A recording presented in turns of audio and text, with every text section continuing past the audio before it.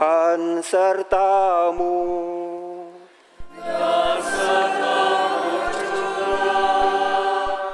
Inilah Injil Yesus Kristus menurut Santo Lukas.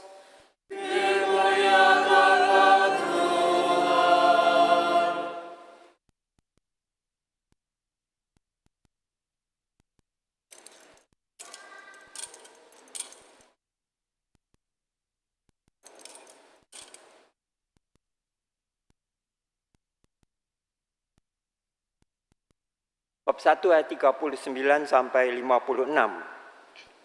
Beberapa waktu sesudah kedatangan malaikat Gabriel, berangkatlah Maria dan bergegas menuju sebuah kota di pegunungan Yehuda.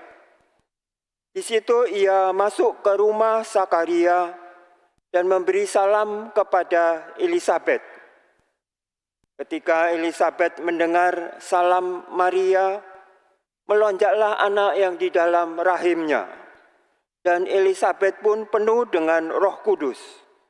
Lalu berseru dengan suara nyaring, "Diberkatilah engkau di antara semua perempuan, dan diberkatilah buah rahimmu. Siapakah aku ini sampai ibu Tuhanku datang mengunjungi aku? Sebab sesungguhnya ketika salammu sampai di telingaku, anak yang di dalam rahimku melonjak kegirangan. Berbahagialah ia yang percaya, sebab firman Tuhan yang dikatakan kepadanya akan terlaksana." Lalu kata Maria, "Jiwaku memuliakan Tuhan, dan hatiku bergembira karena Allah Juru Selamatku. Sebab ia telah memperhatikan kerendahan hamba-Nya.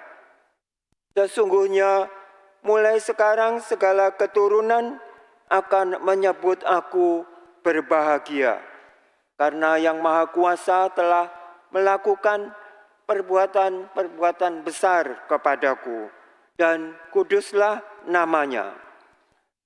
Rahmat-Nya turun-temurun atas orang yang takut akan Dia. Ia memperlihatkan kuasa-Nya dengan perbuatan tangan-Nya dan mencerai-beraikan orang-orang yang congkak hatinya. Ia menurunkan orang-orang yang berkuasa dari tahtanya dan meninggikan orang-orang yang rendah.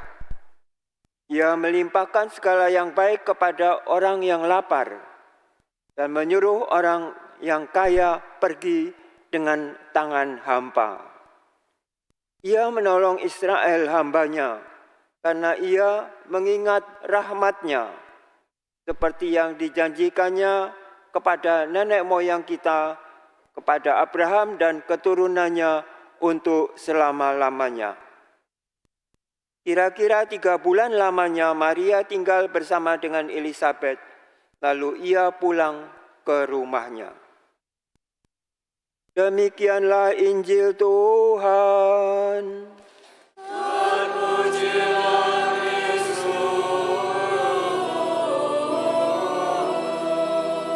Semoga oleh sabda Tuhan diteguhkanlah iman kita.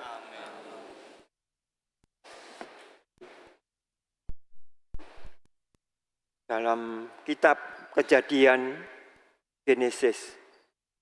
Genesis itu artinya asal mula, jin. Setiap manusia mempunyai yang dikatakan jin, yang merupakan satu unit dari suatu kromosom, pembawa sifat keturunan. Seorang anak itu memperoleh kromosom atau separuh kromosom dari ibunya, yang lain dari bapaknya. Sifat keturunan dipadukan di dalam anak itu, dan anak itu menjadi manusia baru. Genesis, gen itu artinya, atau bisa juga dikatakan pembawa sifat keturunan artinya diturunkan dari orang tua kepada anak, generasi demi generasi. Kita semua ini mempunyai 23 kromosom, artinya pembawa sifat. 46 kromosom. Dalam kitab Genesis itu dilukiskan bahwa Allah itu menciptakan manusia. Pertama yang dipanggil Adam. Kemudian ketika Allah melihat Adam itu seorang diri, dia menciptakan apa yang disebutnya sebagai Hawa, perempuan sebagai penolong laki-laki, penolong. Ketika manusia Adam dan Hawa itu berdosa dan Allah mendatangi mereka di Taman Firdaus itu, ia pertama-tama bertanya kepada Adam, "Di manakah engkau, Adam?" Mereka bersembunyi karena merasa berdosa. Adam yang ditanya, laki-laki. Memang di bagian banyak dunia ini boleh disebut laki-laki itu yang menonjol. Silsilah Yesus juga dari Santo Yusuf itu bermula juga diketahui karena Santo Yusufnya. Keturunan dari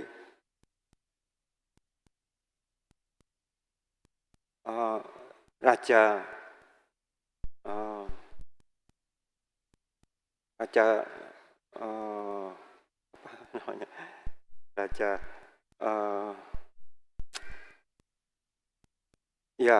jadi silsilahnya itu dari pihak laki-laki.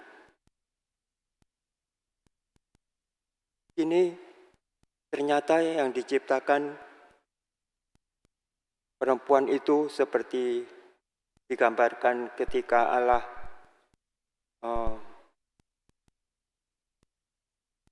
mengutuk ular itu, si setan itu, ia berkata, "Kepalamu akan diremukkan oleh keturunan dari wanita ini."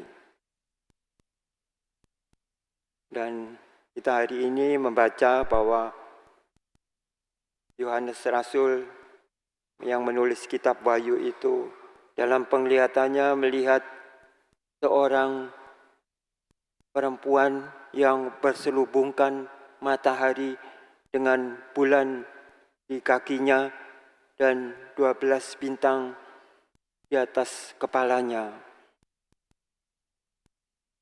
Perempuan itu sedang mengandung dan akan melahirkan. Tetapi kemudian musuhnya datang, seorang naga yang berkepala 7 dan bertanduk 10, ingin menyingkirkan anak yang dilahirkan itu. Kita ingat bahwa semasa bayi itu, Yesus itu hendak dibunuh oleh seorang raja yang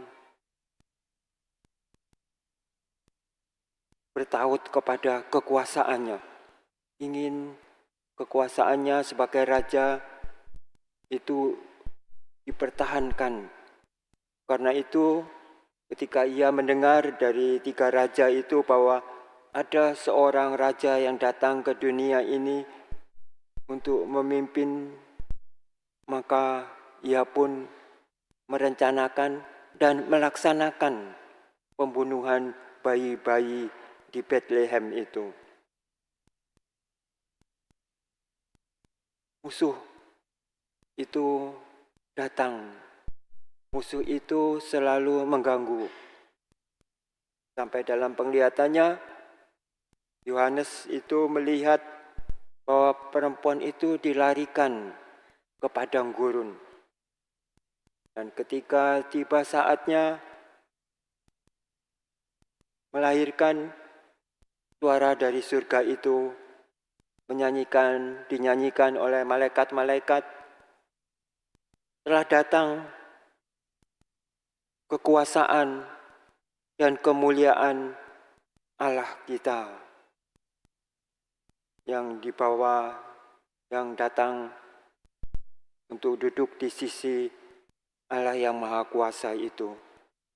Itulah yang membuat kita hari ini merayakan suatu kegembiraan, kemenangan dari surga yang datang melalui seorang perempuan yang begitu digandrungi oleh Allah, perempuan yang membuat pencipta dunia ini, Roh Allah itu memberikan kasih karunia-Nya yang terbesar, karena putranya diserahkan ke dalam rahim perempuan ini. Sungguh suatu yang istimewa sekali, karena perempuan ini dengan sepenuh hatinya, dengan sepenuh jiwanya, dengan sepenuh kekuatannya mencintai Allah, bersedia untuk menjadi abdi yang sesungguhnya, abdi yang dengan segera menjalankan. Dikatakan dalam Injil tadi, Maria bergegas. Dan Maria itu sebagai pembawa pertama. Oleh karena Maria yang datang kepada Elisabet pun penuh dengan Roh Kudus. Sepertinya Roh Kudus memimpin Maria, tetapi sekaligus Maria dapat memberikan Roh Kudus itu, karena Roh Allah itu melihat Maria sebagai sesuatu yang sedemikian mulia, sedemikian agung hatinya, dan kita tahu dan hendak mengenal Maria ini. Kita masing-masing ini juga adalah penolong seperti Maria, penolong yang sangat diharapkan oleh Tuhan Allah kita. Kita ini disebut gereja. Gereja itu disebut sebagai mempelai Kristus. Dan karena kita mempelai Kristus, kita hendaknya juga membawa sifat keturunan mulia itu untuk membawa keselamatan di dunia ini. Dunia ini kelihatan Indonesia subur, di mana di banyak tempat juga, tetapi ada juga gurun-gurun di Afrika, di Tiongkok, di Amerika, di Australia, ada tempat-tempat gurun juga. Tapi yang lebih terasa masa kini itu, sekalipun dunia ini, bumi ini, ada yang subur, ada yang tidak. Tetapi kalau kita melihat keadaan sekarang itu, bumi ini memanas, pemanasan global. Terjadi karena ulah manusia. Dan manusia ini pula yang bisa membuat bumi ini gersang, seolah-olah gurun. Kita tahu sekarang itu banyak orang kehausan. Seperti kita ini mencari damai, mencari agar dibebaskan dari segala cengkeraman dari iblis itu.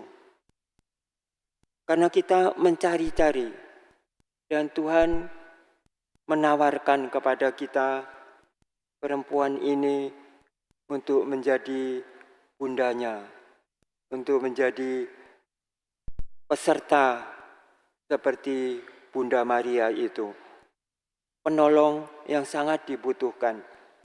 Mari kita menyadari, seperti dikatakan oleh Paulus, ketika mau datang ke dunia karena dosa Adam, maka sekarang datanglah Kristus sebagai yang sulung dari antara orang mati yang bangkit untuk kita.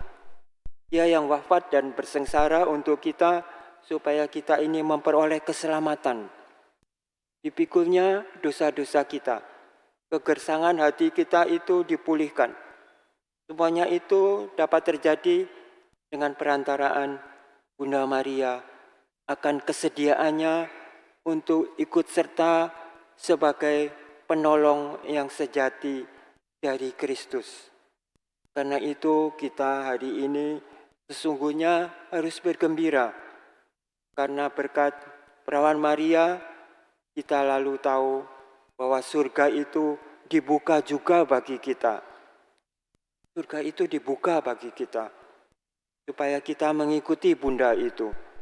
Karena itu besarlah harapan kita bahwa kita ikut serta seperti Maria yang bersenandung itu. Aku ini hamba Tuhan. Tuhan memperhatikan hambanya yang hina. Diangkatnya hamba yang hina itu. Orang yang berkuasa diturunkannya dari tahta, tetapi yang hina diangkatnya. Aku bersukacita karena Tuhan mengangkat aku. Kita semua ini ingin diangkat. Tetapi supaya keinginan kita itu semakin kuat, hendaknya kita ikut serta dalam barisan di belakang Bunda Maria itu. Karena dengan demikian lalu kita tahu bahwa kalau Bunda itu diangkat ke surga, bahkan dimahkotai di surga, dinyanyikan lagu bahwa berkat Bunda ini kita memperoleh keselamatan seperti yang didapat Elisabet. Elisabet mendapat kunjungan Bunda Maria dan ia pun penuh dengan Roh Kudus. Kita pun hendaknya juga berseru kepada Bunda kita itu, mari ikutkan aku ke dalam panggilan Allah. Amin.